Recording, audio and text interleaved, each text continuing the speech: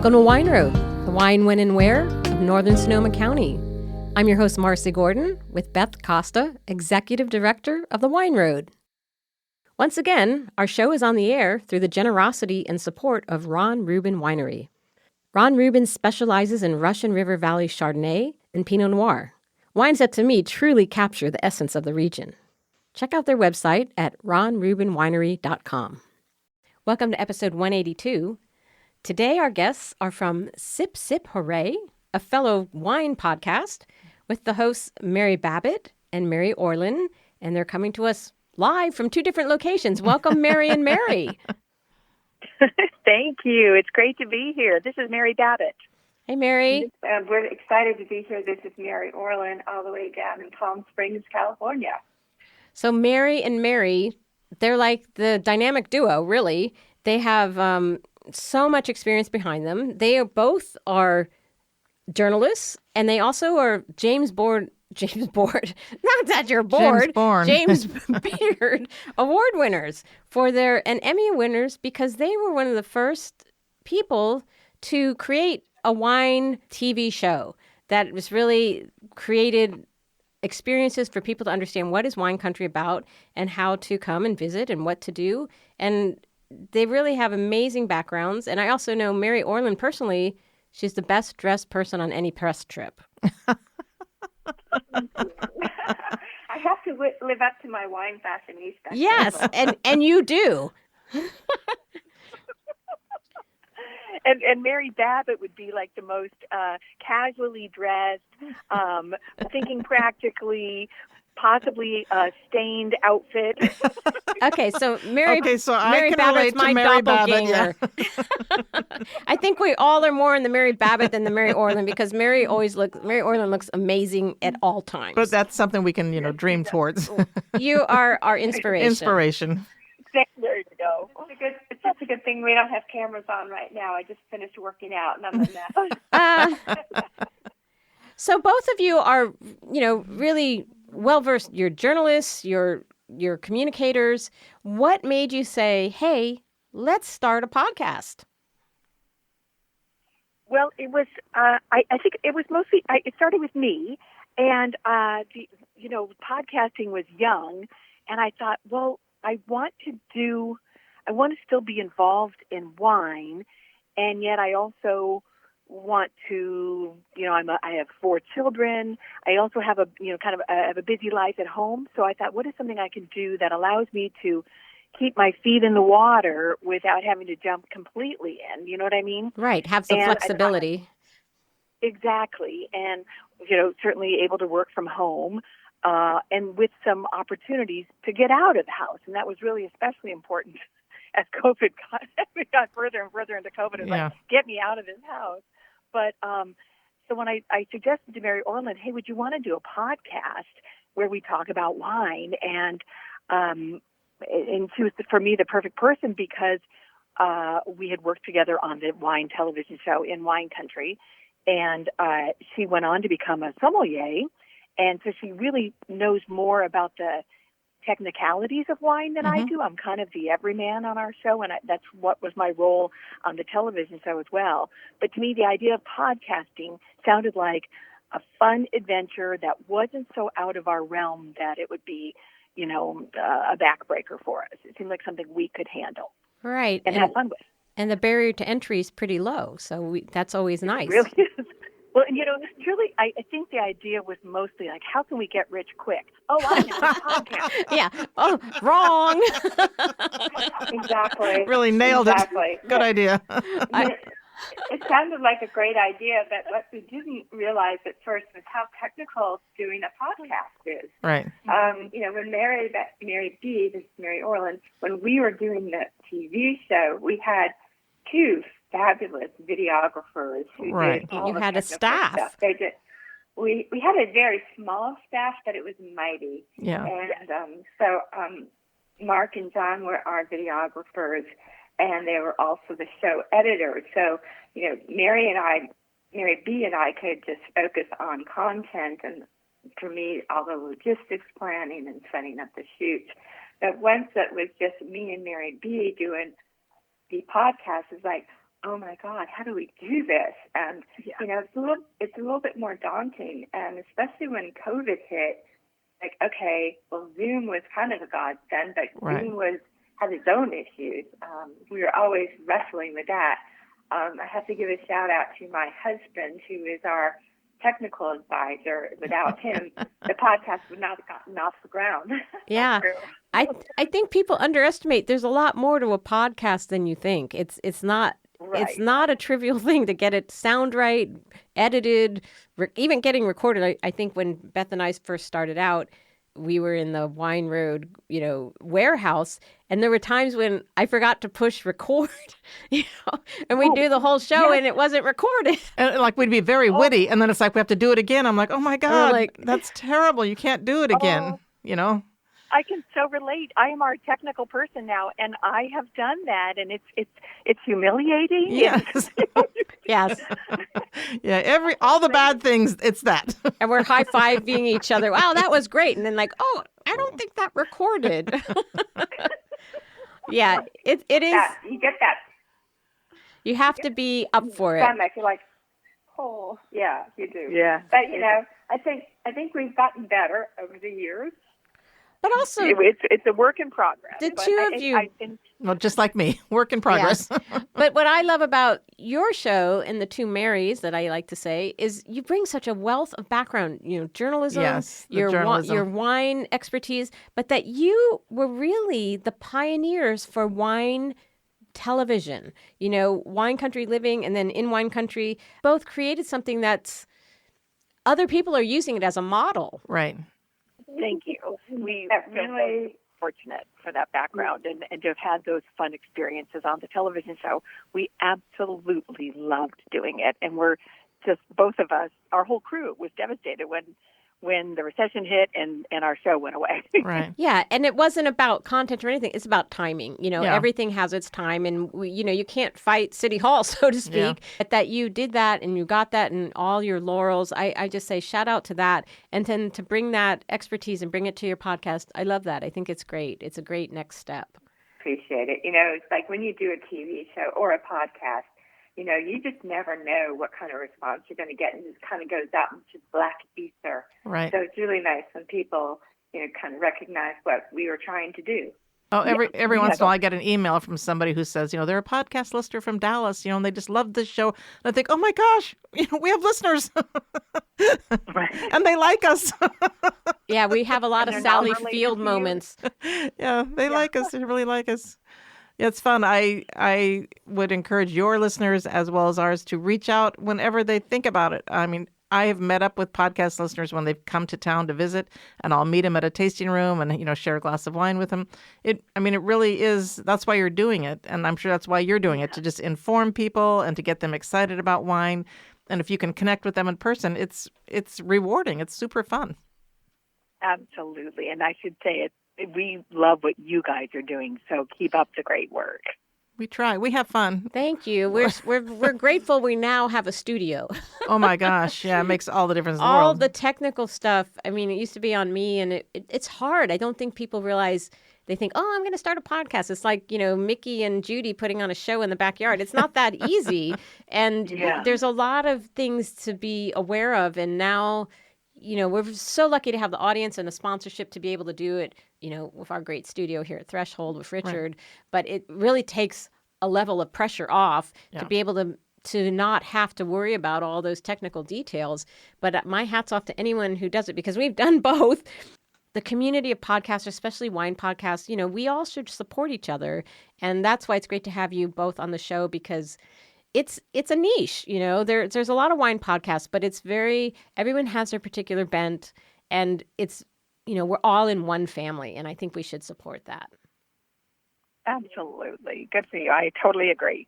And like for us, we, years ago, we spoke we did a little seminar at the podcast movement back in Philadelphia, and someone was asking about growing your audience. And I said to them, every podcast has a different purpose. And for us, I don't need 100,000 people listening to our podcast. I need people who are interested in coming to Sonoma County. I mean, that's really what we're doing. So if that ends up being 5,000 people or 10,000 listeners, I mean, that's great, because that's a number of people that will come here. So, yeah, every podcast does have its different purpose. And we just want to make, for us, we want to make the wineries really feel approachable. We want people to feel like agriculture is important in Sonoma County, and it's a lot of family-run wineries. And if you come here, you can meet those people. And, that's what brings it to life. So for you just want, your purpose really is you want people to enjoy wine more, to learn more about wine. What is it that you really want? Well, we love the stories that are connected with wine and the people who make it. We always say the story behind the label. Right. But to me, and to Mary Orlin, I think the individuals who are making wine or owning the wineries, how do they get their stories? I love those. The kind of the pioneering stories of people breaking glass ceilings in wine and the wine industry. I love all of that.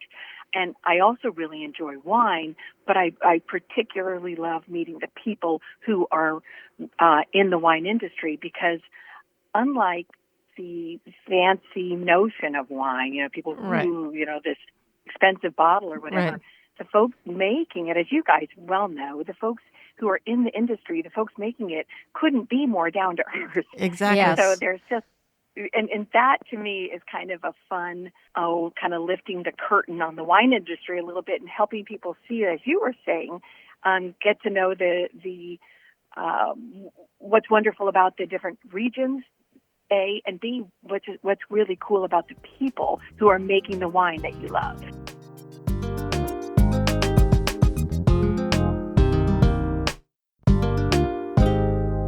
I was at a meeting a week or so ago with the Wine Institute, and I sat down next to a gentleman, and we were introducing ourselves, and it was Steve Lohr from J. Lohr Vineyards, and I'm like, wow! I felt like that's so cool. I felt like a little kid. I'm meeting like this an iconic family. I'm amazed. So we had this big conversation about the tea he was having and about tea drinking. And I thought, I left, and he's like, "So nice to meet you, Beth." And I thought, oh my gosh, really, it was so thrilling to meet you. We had a great conversation. Aww. It is about the people. So great. What's great about the wine industry, what we love about it, is the relationships that we've also developed. It's been more than 20 years since we launched in wine country, and we are still in touch with so many of the folks who were on the show in the early years. We we just dropped a new episode today with Darcy Kent of Darcy Kent Wine Estates in Livermore Valley, and she was in our 5th episode. Oh my gosh! And, wow! To stay in touch all these years and go back and revisit. When we filmed with her way back when, she had 2 young girls, and now they're grown and they're involved in the business. It's so exciting. That is exciting. You guys are really a legacy. You've created this legacy, and now through the podcast, you get to reconnect. And I really feel like you did pioneer the whole, like the Samantha Brown of travel, but for wine. I think you just really codified it, and you really paved the way. So amazing to see how many, everywhere now. And I remember when we were doing it, and wineries were so reluctant. Oh, right. Oh, that's so funny. Sure. Right. We don't know if we want to be exposed to millions of people. Yeah, we used to start off like an interview, and I would be like, I just want you to know, I'm not going to Mike Wallace this. We're not here to bring you to tears. There's no gotcha moment. Yeah. That's funny. They were very nervous about how to represent their winery, and television cameras are intimidating anyway. Yes, right. And somebody is completely natural and down to earth, and then the camera turns on or the lights go on, and it's like they just, oh goodness, they get very formal. Yeah. And it was really a goal of ours to spend enough time that they would relax on camera with us so that we could actually tell their story in a genuine way. And you're bona fide journalists. People are kind of scared of journalists for some reason, but we're just here to help you tell your story. Well, I think also I talk to a lot of wineries who feel like, well, who would care about that? Like, no one wants to know our family story. And it's like, no, that's exactly what they want. They don't want the dirt on they want to know how you became involved in the wine business to begin with. And, up here I work with a lot of wineries that are third and fourth and fifth generation. And they're like, that's just a given to them. It's like, but that's interesting to listeners. I mean, people do want to hear that story. What we have found is that by telling people's stories, so viewers watching at home or people listening to a podcast, we discovered early on that wine tasting on camera or on the air just doesn't work. Right. So how do you make that connection for your listener, for your viewer? And it's the stories. Right. And if you tell a story about a family that has roots, they came from somewhere in Italy, say, well, maybe you have a connection to that town or region in Italy, and here's somebody doing something really fascinating. Or, one thing we always try to do when we do the stories is find out what else they do besides wine. Yeah. Right. Whether they're really into, mountain climbing or road biking or something really cool that other people can relate to too. It's like, oh, okay, there's, and they have a fun side to them. Right. And it can be fun. Like they're just like the rest of us. Yes, celebrities. They're just like us. Yeah. Hey, I felt that way seeing that, I had Mary Babbit and Mary Orlin on the show today. I'm like, oh my God, I'm so excited. Like we've made it. We have celebrities on our show. Yay. Also, your show, what's great about Sip Hooray is, our show is very focused on northern Sonoma County. Right. We're very specific. But you span the whole state. You also cover other regions. So you have a bigger reach and a greater influence. What are some of the places you enjoy most in Sonoma specifically? Oh, put you on the spot. Uh-oh, they went quiet on us. No, I have, there's so many. I mean, I love Sonoma. County is huge. Yeah, it is a big area. But it was always a favorite place for us to film, and now to visit. I was recently in Healdsburg, and I just Healdsburg is so amazing, and it's always been a special place. And just all the things around the square, and then the number of tasting rooms that are there now. It's like crazy. Oh my gosh, yeah. When we first, I think there might have been one or two when we first started filming. But now it's amazing, and the world-class restaurants and shopping, and then it's just so beautiful. Sorry, Mary, before you go on to the wineries that you love, I loved the kind of the cool vibe in Sonoma County, Yeah. It has, there's an artsy, funky vibe to it that I really, really love. And it's laid back, and yet there's plenty of sophisticated places and everything, but there's a quirky, fun, I guess cool is the word I would use to describe Sonoma County, which is what I truly love about it. We're the chill valley. I think it is a good mix because you can have a great, Michelin restaurant, but you can also go to great taqueria. It really is a great mix. You don't have all the, shall we say, faux chateau type wineries either. You have some that are just so down to earth. I mean, Iron Horse is always one of my favorites. Oh, yeah. People there because, the tasting room is just outside and, right. A wooden plank on top of barrels. And exactly. That's it. Yeah. Yep. Iron Horse is a good example. I mean, the way you stand outside and you just look out over Green Valley while you're tasting, it's like, well, that is pretty hard to beat. With their world-class wines. Yeah, with amazing wines. Yeah. So I have a question. How did you both meet? We met through the show. I had been doing, I was a news anchor at KNTV in San Jose, which is NBC Bay Area. Mm-hmm. And I was doing news, and I'd had 2 of my 4 kids, and the second one was just a terrible sleeper, and I was just kind of losing my mind. And was a terrible eater also when I wasn't there. So I asked to move to Dayside so I could try to have more, to be part-time and move to Dayside. Anyway, long story short, eventually I decided I just got to retire. So I retired from the news business, and then I threw myself a retirement party even, and then maybe a few months later, the station contacted me again and said, hey, would you want to do this wine show?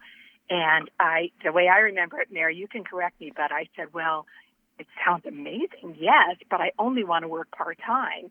And I'm pretty sure the response was, well, great, because we only want to pay someone part-time. Perfect. It was a perfect match. Yeah, we had a very shoestring budget. I mean, it's amazing. We even got on the air with our budget. So I was part-time on it, but I really did love doing it. It was funny because half the time I went on to have 2 more kids, so I was pregnant in a lot of the episodes. And then they would run on repeat, and people would say, my gosh, how many kids does this woman have? Stop already. Right, yeah, no. That's good. Well, the first time I met Mary Babbit was when she came in for her interview for the position. And, she was terrific. And then we did a screen test, and then we were off and running. But to comment on Mary having 2 of her children during the show, her third child, Grace, was on set many, many, many times in the first year or so. So, unfortunately, we had our small crew was able to help take care of Grace while Mary was out. Oh, that's great. And a lot of fake drinking, I suppose. Yeah. Yes, which was really weird. My mouth and trying to fake swallow and then react like, Yeah, right. Oh, that's too funny. Yeah. That's awesome. So you didn't know each other before, but you met there, and then this just blossomed. You have a great chemistry together. Our team really became family. We traveled together just about every weekend, going on location. So, and because of our lovely low budget, we had to share hotel rooms. Oh my gosh! We got to know each other pretty well. Wow. This sounds like you could also have had like a little sitcom on the side. Well, it's funny because it all seems so much more glamorous than that. Yeah. I'm thinking some things now. We got some of our crew. Some outtakes. Oh, yeah. So we're in the same club here, Mary B., because I have 4 kids also. Oh, you do? Yeah, not many people are in that club.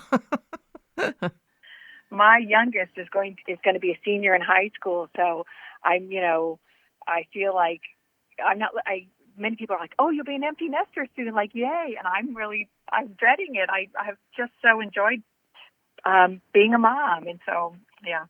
It's hard. So I have my 4 kids now live in 4 different time zones. My youngest is 33. They're all over the place. Is that right? Wow. Yeah. Oh, wow. That's...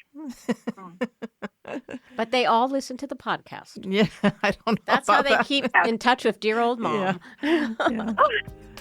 Lots of FaceTime.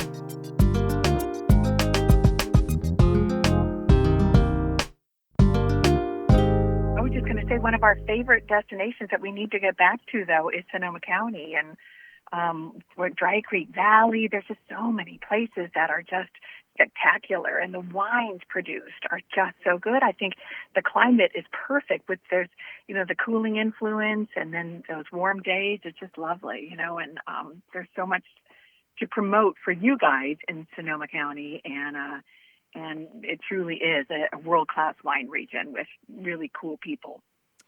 Yeah, and we are only doing a portion of Sonoma County because we focus on northern Sonoma County, but the county is huge. There's so much to offer, abundance of greatness here. I know. All the food and the wine, and we have the redwoods, we have the ocean. It's one wine region that really has more, I think, than almost any other place because of our position.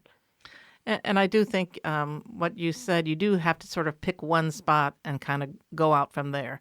The region is too big. You can't go everywhere, and you can't pick this particular favorite winery over here. And, I talk to people who are going to start in Sonoma, and then they want to do something in Dry Creek Valley. I say, well, that's, about a 50-minute drive. So you need to plan accordingly. Right. Get them out. We often get so many wineries to do in a day. Right. And I think 3 is a max. What do you guys think? I think 3 is good these days. That's especially with experiences and how you're at the winery a little longer. Right. Yeah, so sit down, and I also try to get people to do different things. Maybe one winery with a cave tour. If you've never been in a winery cave, it's awesome. And then one winery where you can sit outside surrounded by gardens or vineyards and taste, an outdoor tasting experience. And then one food and wine pairing experience. So, I mean, you can really, 3 wineries with completely different, experiences is the way to go. Yeah, it's a different pace, I think, For today. good lunch. Yeah, Yes, good lunch. and food in between, in one of our fabulous restaurants, or so many wineries now offer great food programs too. So. Oh my gosh, yeah. I was just at Trattori Farms out in Dry Creek Valley last weekend, and they have, they do a lunch menu, and I thought, well, it was just convenient. So I thought I'd get it lunch for convenience sake, but it was this amazing panini sandwich. I thought, this is one of the best sandwiches I've ever had. And with a beautiful fresh salad, everything they do is fresh and organic, and it was delicious. And that awesome view. Yeah, and the view is... And some of that, I feel like when we first started the wine show, the food really wasn't a thing. No. But not like it is now. And the kind of the pairing experiences and stuff, it was more just bellying up to the tasting bars. Right. No, now there's really, you can really pick and choose the experience that you want. That's definitely the way to go. Mm-hmm. Well, and I'm a fan also of Geyserville and some of the wineries out there. They're so beautiful. And just whether in the South Fomaker Estates, love that. Francis Ford Coppola, of course, you got to throw that one in there. Yeah, gotta go see the movie memorabilia. Gotta go see his Oscar. Yeah, and maybe take a dip in the pool. It's amazing. Right. So, Mary, tell us about how often you post, what the shows are. So listeners, because we want to cross-promote, we want our listeners to know that Sip Sip Hooray is a great auxiliary. Tell us a little about the podcast and what people can expect. It's not like every other Monday. It's, usually every 2 weeks. Okay. What we try to do is really look for stories that we think people are going to resonate with, maybe stories they haven't heard before. And we've been really trying to focus on diversity, inclusion, and just not in people, but in locations too. Like this year, we had 2 podcasts that we recorded with from Brazil. Oh my gosh! And that was really exciting. That is cool. Wow. Mary B. and I were invited to join a group of journalists, really the first group of American journalists to be brought to Brazil to really get to know the region and the wineries. And it was fantastic. The quality of the wines just really, I think, blew all of our minds. It was a small group of journalists. And so we invited a couple of the winemakers I met there to come on the show. Mary B. was supposed to be with us, but unfortunately, medical or dental issue, actually. Oh, no. But I know. But and we've had some, we had a vintner recently on from Walla Walla, Washington. And so, with the podcast, we're trying to expand our reach and go. We like to feature some of the smaller regions, too. We love the Santa Clara Valley. We love Livermore Valley. Just, regions we love that we want others to know about. Right. Mm-hmm. And also the changing face of the wine world, where it's not just white men running the wine world anymore. Exactly. There's lots of women in it now, and people of color. Yeah, that's exciting. And it really is. And so being able to tell some of those stories has been a real treat for us.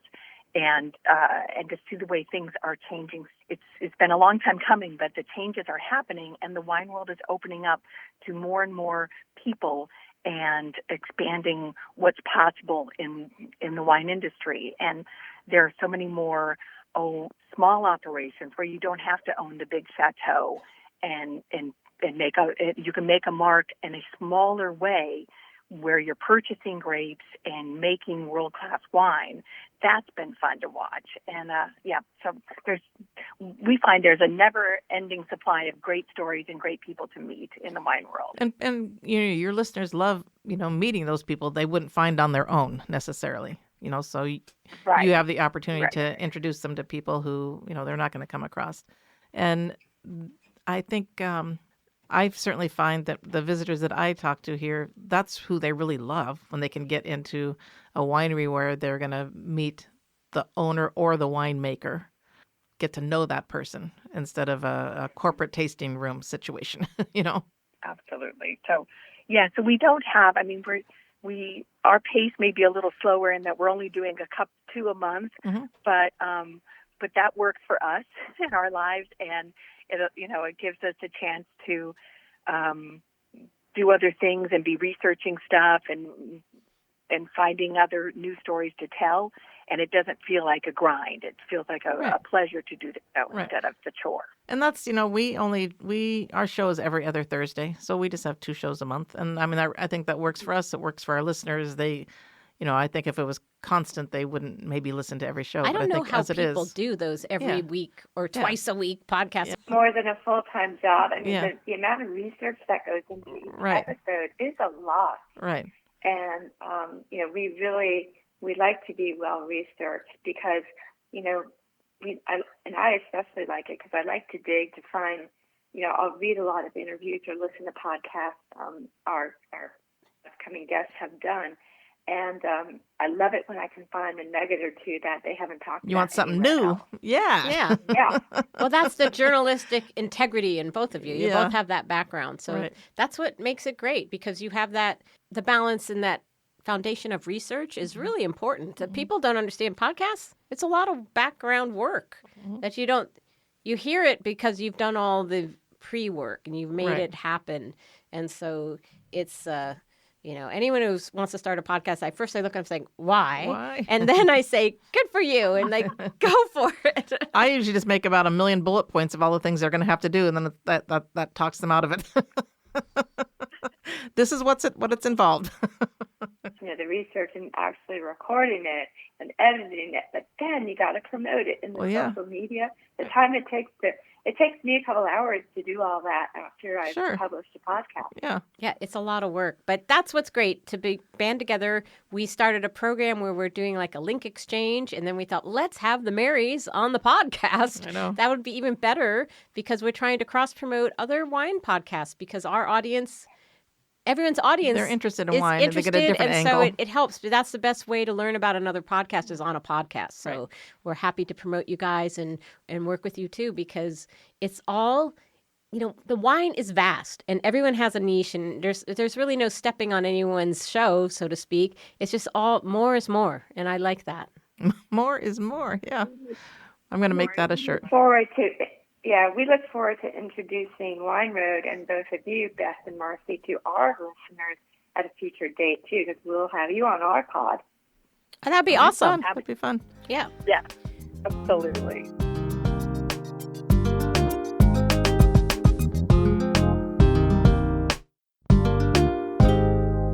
So we will put the deets on how to reach Sip Sip Hooray. I'll put your website in there. And anything else that we haven't asked you that you might want to mention to our listeners that will become your listeners.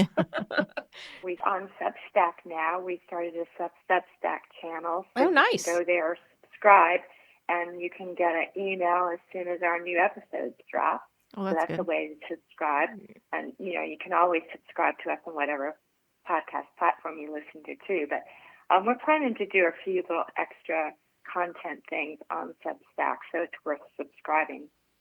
So can you embed video in Substack? I'm not video, I'm sorry, audio. Yes, you can. You can set up a channel and you can actually import all of your older episodes and then you can add your new ones as you go. Interesting, because I think Substack I definitely subscribe to a lot of Substack, different writers for, and I get those emails and from different genres and different different topics. But I didn't think that you could. That's a great idea. That's cool. Sounds like there you go. Project for Marcy. Yeah, right. Like I just put something on my plate. I don't want to know. I like that though. I think social media promotion is so hard in podcasting, and to have different platforms, but then all these platforms they change, they collapse, they coalesce. It's so hard to it's like the whack-a-mole of where to promote, how to find your audience, and we just thought, let's share our audience with other audiences. It's a good way to cross promote. We love that so much. Thank you so much for that that mindset and that generosity of spirit, because it truly is. I think that's probably even more difficult than the editing for us. It is the finding the audience and helping people find us. Right. So thank you for being willing to share your audience with us, and we look forward to doing the same with you when you come on our podcast. And, you know, a rising tide lifts all boats, so let's lift each other up. Absolutely, yes. And also, you know, your podcast really helps our listeners just enjoy wine more. So it's a compatible, it's great. Also, I'm always follow Mary for fashion tips. I bet you were the best dressed person on that Brazil trip. I tried. This is what I should be doing. Yeah. All right, ladies. We'll have to come to you guys when we're up in Sonoma County and northern Sonoma. And I will definitely up my wardrobe game when I get so nice. Oh, please, tone it down around us. We don't want to be upstaged. It would be great. It would be super great to connect in person if you were up here. That would be fun. Yeah, we'd love that. Yeah.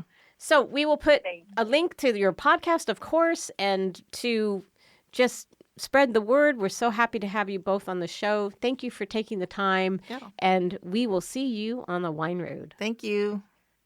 Marcy and Beth, thank you both. You're both delightful, and we thoroughly enjoyed this. Thank you. All righty. Hooray. Cheers to both of you. Cheers.